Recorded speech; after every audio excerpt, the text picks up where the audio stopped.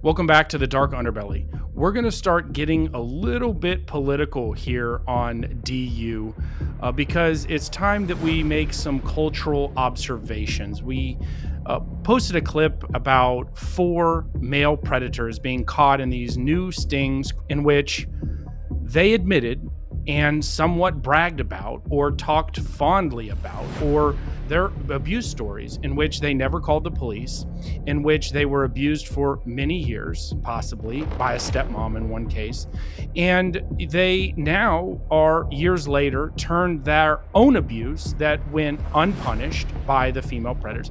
4 male predators now today, known. 4 female predators, unknown, never caught, will never be identified, because these 4 men took their own abuse stories and turned them into becoming their own abusers and their own predators. None of those female predators were ever caught. None of them were ever prosecuted. None of them were ever even reported. And here we're going to talk about 2 people appearing on the Joe Rogan Experience, JRE, and 2 completely different reactions. And in one case, it happened and no one said anything. And in the other case, the person lost their career, basically was canceled, lost their life essentially. And yet the reaction in which the conversation went and the fallout from it, one, Milo, who had said essentially that he was molested by a priest, essentially was canceled by everyone for bragging about being pedophiled by a priest, and essentially looking at it, he said some remark, which we will play, let's take a look at the clip. You didn't get that taste of no. I said, like I said earlier, if it weren't for Father Michael, I would have given far less good head. I mean, there was a real Father Michael. So much less. He's going to get killed now. But who is Father Michael? I'm not. No, I bet there's a real dude. I should maybe suck his dick for real. Don't make me. I was quite enthusiastic about it. I fucked my English teacher too. But how old was he at the time? I don't know. He's quite young, quite hot. Really? Yeah. And so that's where it all started. With Father Michael? No. Was that post the tranny? Yeah, it was post. So I wasn't drag abused queen? as a child or anything like that. So it was quite a you already had the 5-some, and you're like, this is all wrong. I need to talk to Father Michael. He's like, suck my dick and shut the fuck up. And you're like, religion is awesome. You see, I really had no hope, did I? I was never going to end well. Well, it seems like you kept stumbling into dicks. I just kept falling on them through life. I don't know what would have happened if a heterosexual man like me, 30 years, I've just been falling on dicks, was in the same circumstances as you early on. I mean, obviously things would have went very different. So I'm not sure if I buy the not born this way. You'd go down great in a gay club. Go down? Well, I mean, you'd How go down. Dare you? We have is that a British expression? You go down well? No, I don't mean oral sex. Much, yeah. So go down well means you'd be popular. You'd go down. Okay, so there you have Milo Yiannopoulos and Joe Rogan, and they both basically, at the time that this was recorded, they both are talking relatively funny, laughing about what otherwise is a very, very serious topic. Now, they both, Milo is alt-right, edgy, sort of the gay example of an alt-right gay man that wants to throw bombs and make social media splashes by using that. And Rogan is sitting there. Didn't at the time Rogan say anything that was inappropriate? I'm not sure why we're laughing about that. Essentially, he carried on this. Again, comedians get this very, I go back and forth between comedians. They get a break, but at the same time, they get to laugh about things that normally people shouldn't. And then when you get called out for it, they say, well, oh, I'm a comedian, and so I can get away with it. And I can be as nasty and edgy and aggressive with these jokes as possible if it's a joke. And then you never know when they're joking and when they aren't joking. And so that's a problem a lot of times with comedians nowadays, is they tend to cry about being called out for stuff and being canceled for stuff, in which they go overboard, and then they want to fall back on the excuse that, well, I'm a comedian, so I get a pass, right? No, normally you wouldn't get a pass for that, but I get a pass because I'm a comedian, so I can say whatever I want. And then, but when I say something is serious, I want you to believe me it is serious. Problem.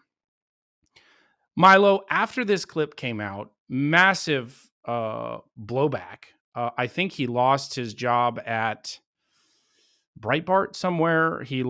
I think he did a self-published book, lost the book deal. And then he self-published it. I think he was in talks for a book deal, and then he self-published it, and essentially has been a firebrand, a failed firebrand from the alt-right ever since. And it's never been the same, his career, after this really insane view of his molestation, talking, laughing, joking. Now, he came out and sort of apologized for it and say, well, this is how I deal with my abuse. Well, I'm going to tell you that this is not how people should be dealing with their abuse to the public. If you're a public figure and you were hurt as a kid, you should have the courage and the conviction and the bravery to come out and talk about it in a serious way.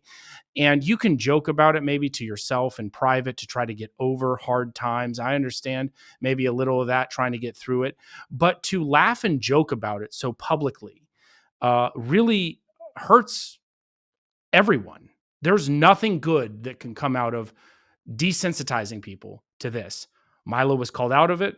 Of course, he's a gay man talking about a gay molestation event in which another man molested him. He was a boy at the time. So, and then we move to the second clip.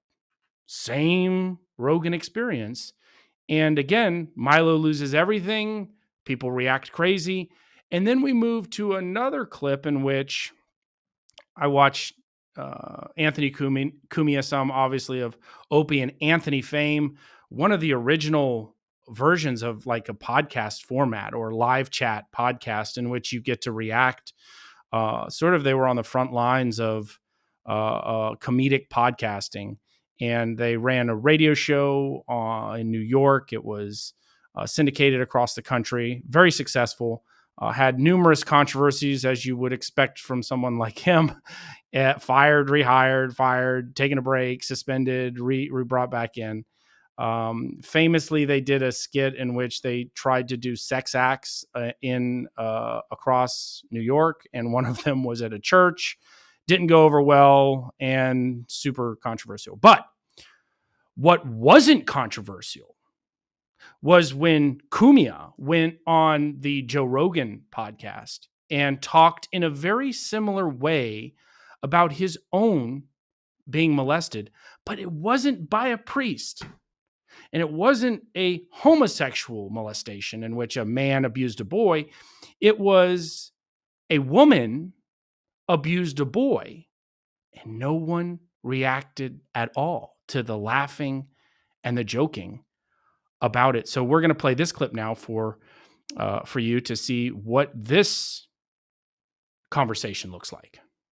You got to get back on that horse. Whoa. Like the literally get back on the horse that threw you kind of a thing. So my dad was, he wanted me to, become a man at 13, 14 years old. So there was this girl, Buzz. Her name was Buzz. Her name was Chris. Never trust a woman named Buzz. Kind of a big boned gal. Why'd they call her Buzz? Because she was constantly buzzed. She was constantly buzzed. And she was known around the ranch for being a little loose. Oh. So my dad, I think my dad noticed I was making like a lot of bathroom trips at that point, because I just discovered the fact that you could jack off and do fun things like that. So he's like, all right, I got Buzz. I'll get Buzz and, hook him up. So my father and his girlfriend at the time, Corey, they go out and Buzz is hanging out with me. And I'm clueless, man. I am fucking clueless. And she goes, so first of all, we see the dad setting this up, right? Every single father, when their boys are 12, 13, 14, 15, it's a father's responsibility no longer to protect their little princess, but to push their little princes to the front lines of female sex offenders, pedophiles, and adult women so that they can teach their children how to become a man. But it's not children. They can teach protect your little girl.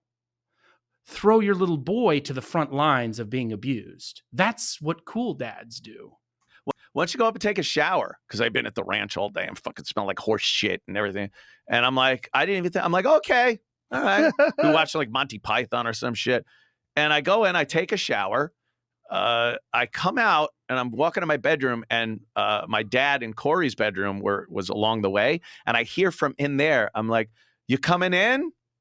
And I look in the room, and it still hadn't hit me. I'm just like, what is going on here? I'm getting my PJs on, and I'm going to go downstairs and watch. I'm getting my PJs on. I'm a kid. I'm getting my PJs on. And here's this adult Buzz that my dad has directed and Buzz has willingly accepted to teach me to become a man. TV. So I look in the room, and there's Buzz. She's sitting on the bed, kind of sitting with her back against the headboard, and the blanket is up to her waist. So she had big fucking tits.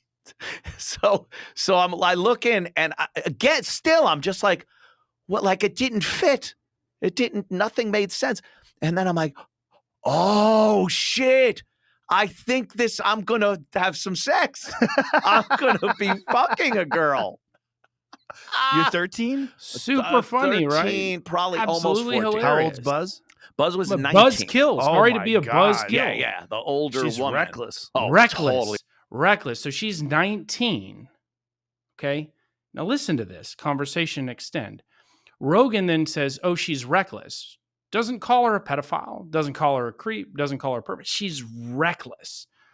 I don't hear men that molest little girls called reckless. They're called pedos, chomos, as they should be. They are. They're creeps, perverts, preds.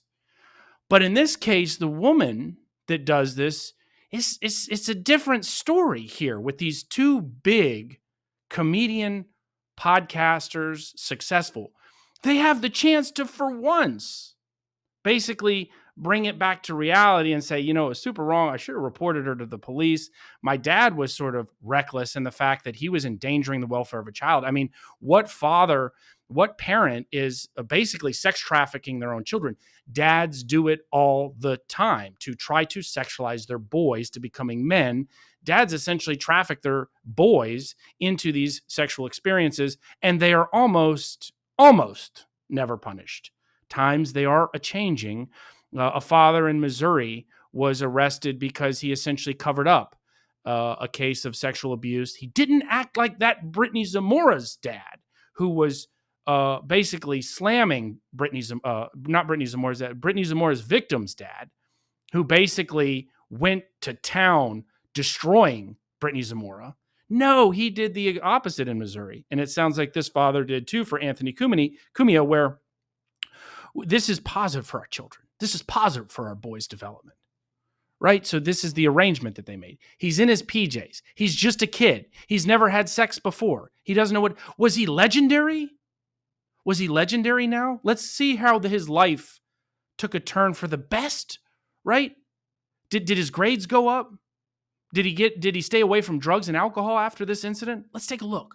Reckless. They called her Buzz. And how much does Buzz weigh at the time? She was really tall. She was probably 6 feet tall. And she had a proportioned body for a 6 foot tall girl. Big tits, like very 70s hips and waist kind of thing. And so you're a boy, and this is a woman. I am a fucking She's a big skinny woman. Little douchebag.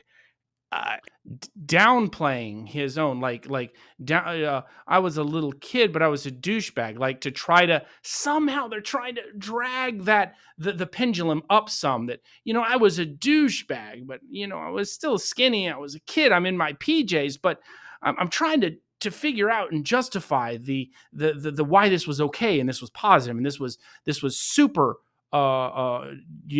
psychologically positive for me in developing my sexual experiences by being molested by a woman. It was, like fucking riding the Matterhorn. I was like into it. I got into bed with her. Of course, he had to be. And she starts like rubbing her hands, and she goes to slide her hand down to my dick, and she's like, could you take your underwear off? I got into bed with my underwear on. I didn't know. What did I know? So I dropped those things. And then, I learned very quickly at that point. And that is, you could mark it on a graph of when my fucking grades and everything just took a shit right at that point. Oh my goodness. So it wasn't super good for your education career. It wasn't super positive for you as you went through life as a teenage kid to now learn about this very adult thing with an adult. You're a kid. And am I surprised to hear that your grades took a shit? No. Seen hundreds of these stories that don't get told about. But here on Dark Underbelly, where we dig, we're going to talk about them. We're going to tell you about him. No, his grades didn't go up. His grades plummeted. All I thought about was fucking. I was in junior high. I went to school the next day, and I looked at everyone differently. I was just like, these guys don't know what fucking is. Now, how many kids in your class had already had sex? None. Yeah. Like none of them that I knew about. Maybe an errant uncle or two had gotten to them. It is funny. Like once that door gets opened. Oh, that was all I wanted. Yeah. And then we had continued fucking for almost a year. Wow. Like so she was 20 and you were 14. Yeah. That's a reckless lady. Very reckless. Again, they can't get there. They can't say it. This woman, this is a pedophile woman. This is a chomo. For some reason, there's this block of why they can't admit to what this was, which was a predator that had continued to say continual sexual battery of, I don't know if he said 13 or 14 years old. It wasn't just a one and done experience, by the way, for Buzz to try to buzz out of it. She continued to have sex with this child for more than a year. So now he's 14, 15. More of these happening over the next year. And no one is really saying anything about Anthony Cumia here, who is essentially bragging and laughing and smoking a cigar about it. And he's a straight man, this projection of this, masculine culture of straight men, these chads, these alpha men, the manosphere, in which he's bragging about sexual assault. And there's no punishment for him. Out of all the things he was canceled for, he wasn't canceled for this. This was a blip in the radar. This was entertaining. This was what is you're supposed to do as a straight man. You're supposed to brag about your sexual abuse at the hands of an adult woman or women. But if you're Milo, you're a gay man, and you brag about it, you are canceled and condemned, even by your own in the alt-right community. They throw you out. You just cannot brag about that. Nobody should be bragging about any of it. Nobody should be bragging about being sexually assaulted as kids.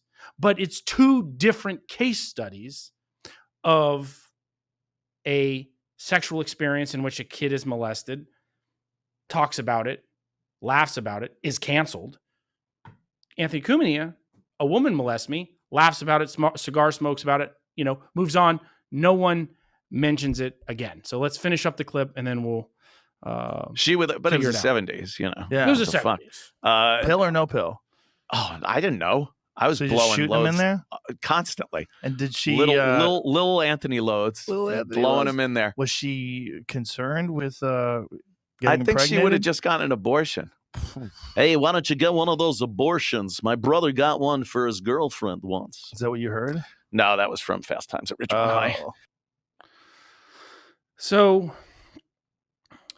we're going political. We're going to talk about cultural references. We're going to talk about, again, hypocrisies. We're looking at a hypocrisy here in which supposedly people don't like predators. Supposedly people don't like pedophiles. But here we're talking about one that, again, number 5, a 5th woman, Buzz, who sexually assaulted and battered a child over a year period, doesn't get caught, doesn't get arrested, doesn't get reported.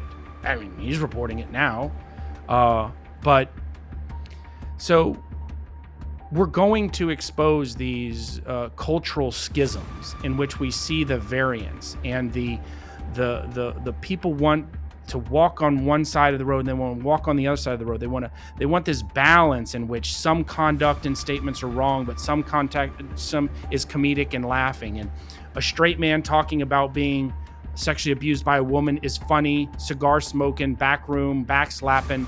And then a gay man talks about being molested by a male priest. He's canceled. It's over. His, book deal is self-published now for Milo. But those are the hypocrisies. And this is the type of thing this is the type of conversation here at the Dark Underbelly we see every single day. The more you peel back this onion, the more you reach into the Dark Underbelly, you will see these types of conversations where I will guarantee you at the end of this, our journey here together, you will agree with the fact that there are probably the same amount of male sex offenders as there are female sex offenders.